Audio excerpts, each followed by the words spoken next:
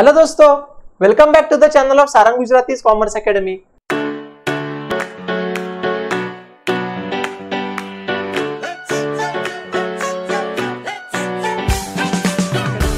कैसे हो आप सब लोग? आई होप आप सब लोग बहुत अच्छे होंगे। तो दोस्तों, अभी तक मैंने आपके 11 कॉमर्स के अकाउंट्स नाम के सब्जेक्ट के 11 लेक्चर्स अपलोड किए हुए। आई होप आपने हर एक लेक्चर बहुत ही अच्छे तरीके से देखा होगा और आपको हर एक लेक्चर में से बहुत ज्यादा बेनिफिट होगा। तो और हाँ, मुझे आपको एक बात ये रिमाइंड करना था कि मैंने जैसे आपको बताया था, आपको एक नोटबुक वहां पे मेंटेन करना है। तो आपने नोटबुक मेंटेन किया है कि नहीं किया है, मुझे कमेंट में पक्का बताना, क्योंकि आपको नोटबुक मेंटेन करना बहुत जरूरी है। देखो दोस्तों, जो भी मेरा लेक्चर नंबर 11 था, राइट, तो लेक्चर नंबर 11 में वहां पे मैंने आपको 3 कॉन्सेप्ट सिखाई थी, जिसमें से सबसे पहला कॉन्सेप्ट था आपका वहां पे रियलाइजेशन कॉन्सेप्ट, दूसरा वहां पे कॉन्सेप्ट था उसका नाम था एक्रूअल कॉन्सेप्ट, और तीसरा वहां पे मैंने आपको दोस्तों सिखाया था ड्यूअल एस्पेक्ट कॉन्सेप्ट। तो आई होप आपको ये तीनों कॉन्सेप्ट एकदम टकाटक तरीके से समझ गए होंगे। अभी आज का जो भी लेक्चर दोस्तों, तो आज के लेक्चर में यहाँ पे सबसे पहले मैं आपको पढ़ाऊंगा डिस्क्लोजर कॉन्सेप्ट मतलब क्या होता है, फिर मैं आपको पढ़ाऊंगा यहाँ पे मटेरियलिटी कॉन्सेप्ट क्या होता है, और लास्ट में यहाँ पे मैं आपको पढ़ाऊंगा दोस्तों मैचिंग कॉन्सेप्ट क्या होता है। ठीक है, तो प्लीज अच्छे से कॉन्सेंट्रेट करना, क्योंकि ये कॉन्सेप्ट बहुत ही ज्यादा इंपॉर्टेंट है। अभी ना दोस्तों, सबसे पहले यहां पे आपका आता है डिस्क्लोजर कॉन्सेप्ट मतलब क्या।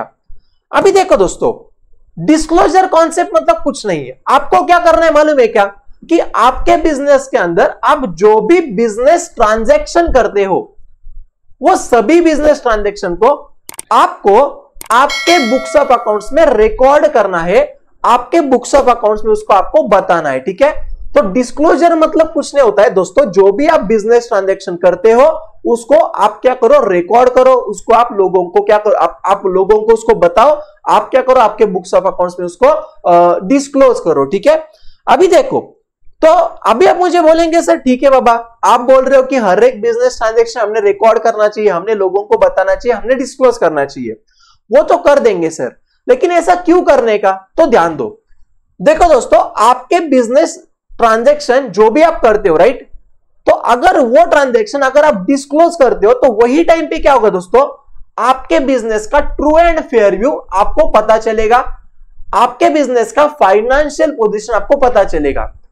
अगर मान लो किसी रीजन की वजह से, अगर मान लो एक आधा ट्रांजैक्शन, एक आधा बिजनेस ट्रांजैक्शन अगर आपने रिकॉर्ड नहीं किया, तो वो केस में आपको वहां पे प्रॉब्लम आ सकता है। कॉन्सेप्ट समझ रहे हो क्या? ध्यान में आ रहा है क्या मैं क्या बोल रहा हूं? क्योंकि सीधी बात है ना यार, अगर कोई चीज अगर हम रिकॉर्ड नहीं करेंगे तो वहां पे क्या होगा, हमको वहां पे ट्रू एंड फेयर व्यू मिलेगा क्या? बोलो, नहीं मिलेगा। कॉन्सेप्ट समझ रहे हो? अभी देखो, तो यहां पे उन्होंने टेक्स्ट बुक में क्या लिखा है, देखो जल्दी से। The accountant must disclose, disclose मतलब क्या, बताना, रिकॉर्ड करना। क्या डिस्क्लोज करना है? All material information. ठीक है, तो यहां पे दोस्तों एक वर्ड बहुत इंपॉर्टेंट है जिसका नाम है मटेरियल इंफॉर्मेशन।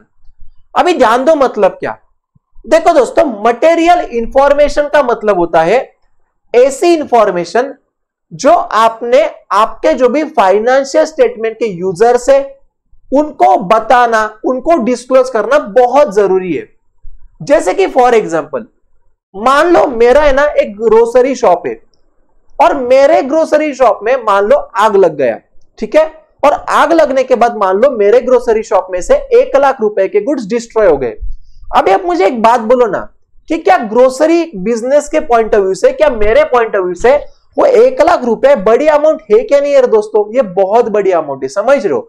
और तो अगर मैंने ये 1 लाख रुपया का अगर रिकॉर्डिंग अगर मैंने मेरे बुक्स ऑफ अकाउंट्स में अगर नहीं किया, तो उसकी वजह से क्या हो जाएगा दोस्तों, मेरे जो भी फाइनेंशियल स्टेटमेंट है ना, मेरे फाइनेंशियल स्टेटमेंट मुझे वहां पे ट्रू एंड फेयर व्यू नहीं बताएंगे। वहां पे मुझे वो फाइनेंशियल स्टेटमेंट कुछ तो भी गलत बताएगा, समझ रहे हो क्या? वहां पे जितना भी मेरा फाइनेंशियल पोजीशन होना चाहिए, जितना भी मेरा एक्चुअल प्रॉफिट होना चाहिए, उतना नहीं दिखेगा। समझा? तो मटेरियल इंफॉर्मेशन मतलब क्या, ऐसी इंफॉर्मेशन जो बहुत ज्यादा इंपॉर्टेंट है। ठीक है, आगे देखो क्या बोल रहा है, the accounting report should disclose full and fair information to the related parties. अब ये बोलेंगे सर रिलेटेड पार्टीज मतलब क्या, तो ध्यान देना। जैसे कि फॉर एग्जांपल दोस्तों, मान लो जो भी कंपनी होती है, राइट, तो कंपनी के जो भी शेयर होल्डर्स होते हैं, कंपनी के जो भी क्रेडिटर्स होते हैं, कंपनी का जो भी होल्डिंग कंपनी होता है, कंपनी का जो भी सब्सिडियरी कंपनी होता है, ये क्या होता है अपन धीरे धीरे देखेंगे, ठीक है। सिर्फ अभी के लिए इतना याद रखना कि ऐसे जो भी लोग हैं जिनका कंपनी के साथ कोई ना कोई ट्रांजैक्शन है, जिनका कोई कंपनी के साथ कोई ना कोई रिलेशन है, ठीक है, तो वो सभी लोगों को अपन बोलेंगे रिलेटेड पार्टीज, ठीक है ना। तो जब भी दोस्तों कंपनी कोई भी बिजनेस ट्रांजैक्शन करता है ना, तो कंपनी जो भी बिजनेस ट्रांजैक्शन कर रहा है वो सभी का कंपनी ने क्या करना चाहिए बोलो, प्रॉपर अकाउंटिंग करना चाहिए। और अकाउंटिंग करने के बाद वो सभी चीजों का प्रॉपर रिपोर्ट उसने किसको बताना चाहिए बोलो, उनके जो भी रिलेटेड पार्टीज है उनको कंपनी ने क्या करना चाहिए, वो डिस्क्लोज करना चाहिए, बताना चाहिए, ठीक है। आगे क्या बोल रहा है, द फाइनेंशियल पोजीशन, मतलब क्या कि अपने कंपनी के अंदर देखो हमेशा रखना, फाइनेंशियल पोजीशन का मतलब होता है हमारे कंपनी के अंदर कितने एसेट्स है और कितने लायबिलिटीज है। And performance should disclose very honestly to all the users, मतलब क्या, फाइनेंशियल पोजीशन मैंने आपको बता दिया कि अपने बिजनेस में कितने एसेट्स है, कितने लायबिलिटीज है। और फाइनेंशियल परफॉर्मेंस का मतलब होता है कि हमारे बिजनेस में हमको कितना वहां पे नेट प्रॉफिट हुआ या कितना वहां पे हमको लॉस हुआ, ठीक है। तो ये सभी चीजें अपन ने क्या करनी चाहिए बोलो, हमारे जो भी फाइनेंशियल स्टेटमेंट के यूजर्स है, जैसे कि फॉर एग्जांपल क्रेडिटर्स, वहां पे बैंक वगैरह बोल सकते हैं, गवर्नमेंट बोल सकते हैं, शेयर होल्डर्स, स्टेक होल्डर्स, ये सभी को ने बोलो अपने फाइनेंशियल स्टेटमेंट की यूजर्स है, तो ये सभी लोगों को अपन ये बताना चाहिए, ठीक है। आगे क्या बोल रहा है वो देखो जल्दी से, financial position means balance sheet of the business, मैंने आपको बोला ना एसेट लायबिलिटी, और फाइनेंशियल परफॉर्मेंस मतलब क्या, प्रॉफिट वगैरह, ठीक है, जो मैंने आपको अभी बता दिया है। अभी आगे वो क्या बोल रहे हैं दोस्तों, all the information disclose should be, मतलब क्या कि आप आपके यूजर्स को, आप आपके फाइनेंशियल स्टेटमेंट के यूजर्स को जो भी इंफॉर्मेशन डिस्क्लोज कर रहे हो, जो भी इंफॉर्मेशन आप उनको बता रहे हो, तो सभी की सभी इंफॉर्मेशन कैसी चाहिए, तो रिलेवेंट चाहिए, मतलब उनकी काम की चाहिए, बिजनेस के रिलेटेड चाहिए, रिलायबल चाहिए मतलब भरोसेमंद चाहिए, कंपेरेबल चाहिए, मतलब क्या कि बाबा ये साल की जो भी इंफॉर्मेशन है अपन वो पिछले साल के इंफॉर्मेशन के साथ उसको अपन कंपेयर करते आना चाहिए, इस फॉर्मेट में वो चाहिए। और लास्ट में क्या, अंडरस्टूड बाय, मतलब क्या कि वो अंडरस्टैंडेबल चाहिए, वो समझने लायक चाहिए, ठीक है। तो इस तरीके से आपको क्या करना है दोस्तों, आपके जितने भी फाइनेंशियल स्टेटमेंट के यूजर्स है वो सभी को आपने आपके बिजनेस का जो भी इंफॉर्मेशन है वो सबका सब इंफॉर्मेशन आपने लोगों को डिस्क्लोज करना चाहिए, ठीक है। और यही कॉन्सेप्ट को अपन बोलते हैं डिस्क्लोजर कॉन्सेप्ट। डिस्क्लोजर मतलब बताओ, ठीक है, डिस्क्लोजर मतलब क्या, बताओ, लोगों को बताओ, क्या बताओ, अपनी इंफॉर्मेशन बताओ, ठीक है। दूसरा है दोस्तों यहाँ पे आपका मटेरियलिटी कॉन्सेप्ट, ठीक है, ये बहुत ही इंपॉर्टेंट कॉन्सेप्ट है, ये कॉन्सेप्ट के ऊपर अपना ऑलमोस्ट पूरा अकाउंट्स डिपेंड है, क्योंकि यही कॉन्सेप्ट हमको ये बोलता है कि हमने कौन सी चीजें रिकॉर्ड करनी चाहिए और कौन सी चीजें हमने रिकॉर्ड नहीं करनी चाहिए। अभी देखो दोस्तों, सबसे पहले एक बात याद रखना, ये मटेरियलिटी जो भी कॉन्सेप्ट है ना, ये डिस्क्लोजर कॉन्सेप्ट का एक्सेप्शन है, मतलब मटेरियलिटी कॉन्सेप्ट डिस्क्लोजर कॉन्सेप्ट के उल्टा बात करता है। सर मतलब क्या, देखो डिस्क्लोजर कॉन्सेप्ट हमको क्या बोलने का कि हमने हमारे बिजनेस के अंदर जितने भी बिजनेस ट्रांजैक्शंस है वो सभी बिजनेस ट्रांजैक्शन को हमने रिकॉर्ड करना चाहिए, ये कौन बोलने का, डिस्क्लोजर कॉन्सेप्ट बोलने का। लेकिन मटेरियलिटी कॉन्सेप्ट आपको ये बोलता है कि आप सिर्फ वही इंफॉर्मेशन या वही चीजों का रिकॉर्डिंग करो जो आपके बिजनेस के लिए बहुत ज्यादा इंपॉर्टेंट है, बहुत ज्यादा मटेरियल है। मतलब क्या, ध्यान दो, देखो दोस्तों फॉर एग्जांपल मान लो कि मेरा एक ग्रोसरी शॉप है, ठीक है, मेरा क्या है बोले, ग्रोसरी शॉप है, और मेरे ग्रोसरी शॉप के अंदर प्लीज कॉन्सेंट्रेट करना, मेरे ग्रोसरी शॉप के अंदर मान लो एक चूहा है, ठीक है, कौन है बोले, चूहा है, ठीक है। और एक चूहे ने क्या किया दोस्तों, वहां पे एक पार्ले जी का बिस्किट है ना, वो पैकेट उसने खराब कर दिया, ठीक है, पार्ले जी का बिस्किट उसने खराब कर दिया, एक पैकेट जो 5 रुपए का उसका कॉस्टिंग है, ठीक है। अभी मुझे एक बात बोलो दोस्तों, क्या ये चूहे ने जो भी पार्ले जी का यहाँ पे मेरा 5 रुपया का बिस्किट का पैकेट जो भी उसने खराब किया, जो भी उसने डिस्ट्रॉय किया, अब मुझे एक बात बोलो ना, अगर ये चीज मान लो मैंने मेरे फाइनेंशियल स्टेटमेंट में मैंने रिकॉर्ड ही नहीं किया, मैंने इसका अकाउंटिंग ही नहीं किया, ठीक है, तो क्या ये इतना मैटर करेगा क्या, बोलो 5 रुपए की चीज बिल्कुल मैटर नहीं करेगा, समझ रहे हो क्या।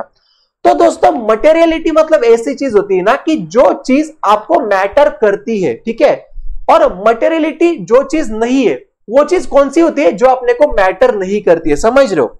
तो ये सिचुएशन को अपन बोलेंगे दोस्तों, ये अपना क्या है बोलो, नॉन मटेरियल कॉन्सेप्ट है, ठीक है। ये अपना नॉन मटेरियल चीज, इसको हमने नहीं बताया, इसको हमने रिकॉर्ड नहीं किया, तो भी हमारे जो भी यूजर्स ऑफ फाइनेंशियल स्टेटमेंट रहेंगे उनका डिसीजन में कोई इफेक्ट आएगा क्या बोलो, कोई इफेक्ट नहीं आएगा। लेकिन फॉर एग्जांपल मान लो दोस्तों कि मेरा जो भी ग्रोसरी शॉप है, राइट, तो ये ग्रोसरी शॉप में ना मान लो दोस्तों एकदम से ना 1-2 हजार चूहे आ गए, ठीक है, एकदम से 1-2 हजार चूहे आ गए, और उन्होंने क्या किया दोस्तों, मेरे दुकान में जितने भी पैकिंग वाले आइटम्स है, जैसे कि मेरे दुकान में जितने भी बिस्किट्स है, ठीक है, मेरे दुकान में जितने भी बिस्किट्स है, फिर मेरे दुकान में जितने भी मान लो मैगी के पैकेट्स है, ठीक है, ऐसा मिला कि उन्होंने मेरे पूरे दुकान में मान लो कि 70-80,000 रुपीज का माल उन्होंने डिस्ट्रॉय कर दिया, समझा क्या। अभी आप मुझे बोलो क्या ये चीज मैंने मेरे फाइनेंशियल स्टेटमेंट में डालनी चाहिए कि नहीं डालनी चाहिए, बोलो ऑब्वियसली डालनी चाहिए। क्यों? क्योंकि 70-80,000 रुपीज मेरे बड़ा अमाउंट है।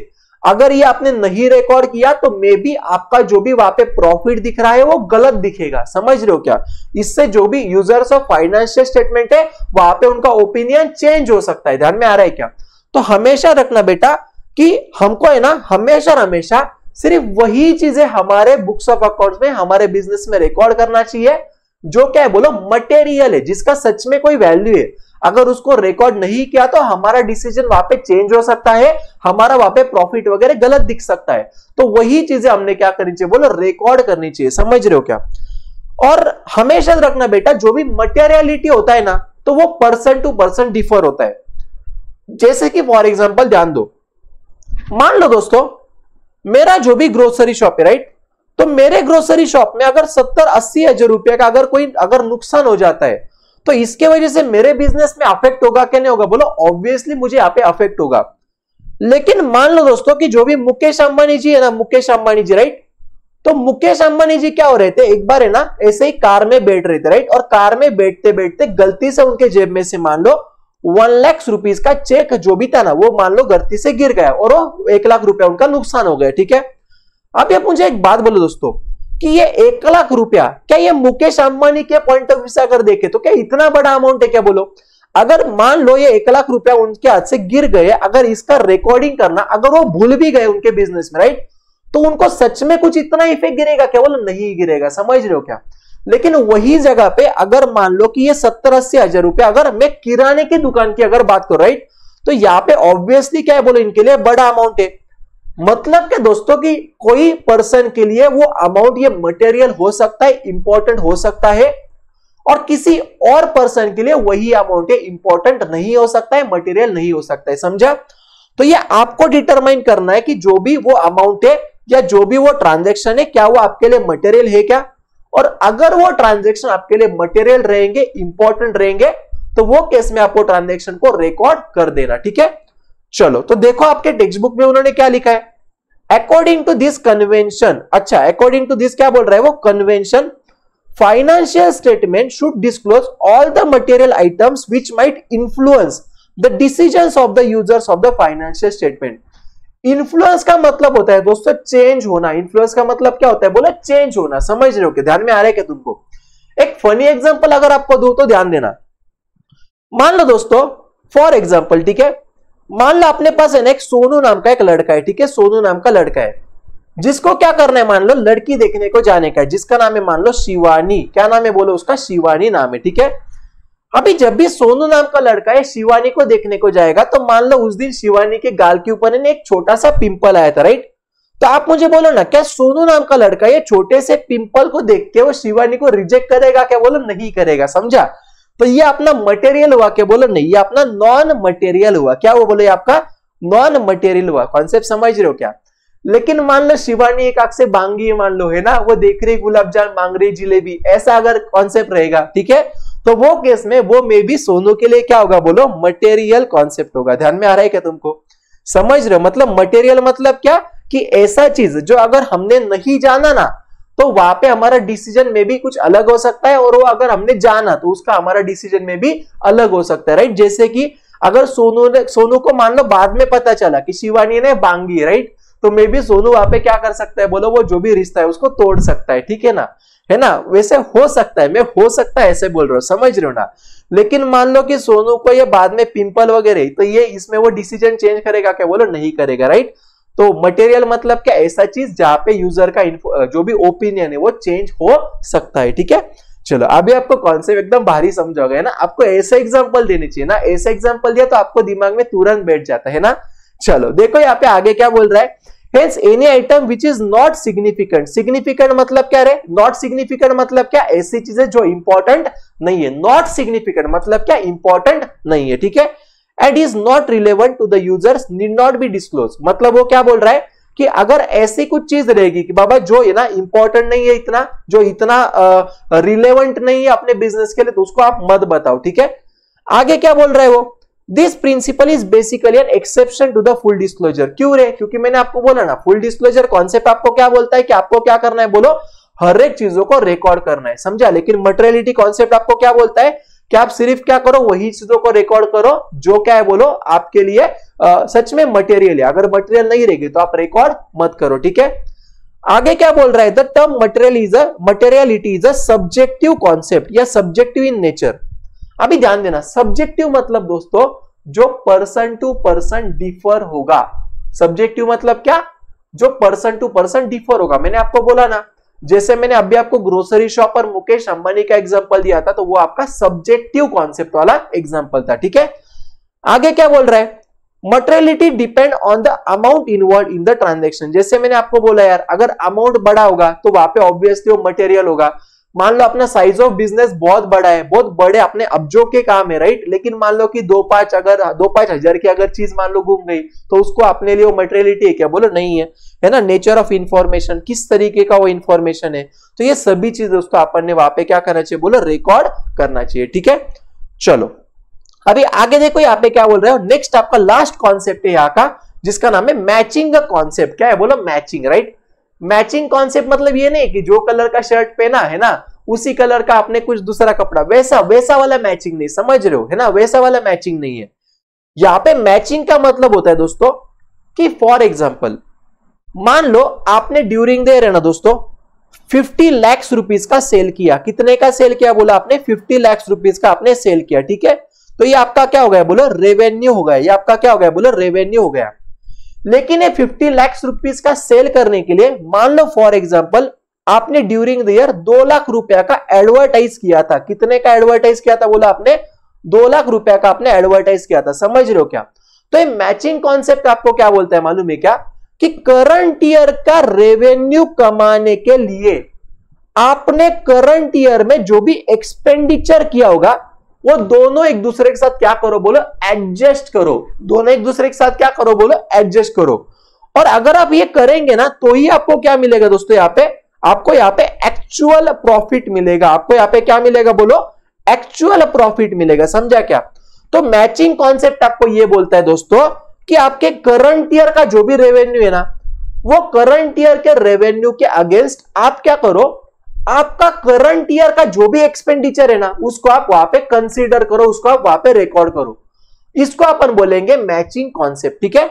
चलो तो देखो यहाँ पे उन्होंने क्या लिखा है, according to this concept revenues during the accounting period are matched with the expense incurred during that period to earn the revenue during the period। समझा क्या, मतलब क्या कि हमने करंट ईयर में पैसा कमाने के लिए जो भी खर्चा किया है तो वो खर्चा क्या करो, आपके रेवेन्यू में से माइनस कर दो, समझा।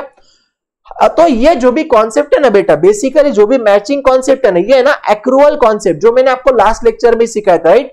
तो एक्रूअल कॉन्सेप्ट और पीरियोडिसिटी कॉन्सेप्ट, ये कॉन्सेप्ट के ऊपर काम करता है। पीरियोडिसिटी मतलब क्या कि फॉर एग्जांपल मान लो अगर आपने 2020-21 का रेवेन्यू लिया ना, अगर आपने 2020-21 का रेवेन्यू लिया, राइट, तो आप इसके आगे जो भी एक्सपेंडिचर को एडजस्ट करेंगे ना, तो वो एक्सपेंडिचर भी कौन सा होना चाहिए दोस्तों, 2020 और 21 का ही होना चाहिए, समझा। मतलब सेम पीरियड का रेवेन्यू होना चाहिए और सेम पीरियड का यहाँ पे आपका एक्सपेंडिचर भी होना चाहिए, ठीक है।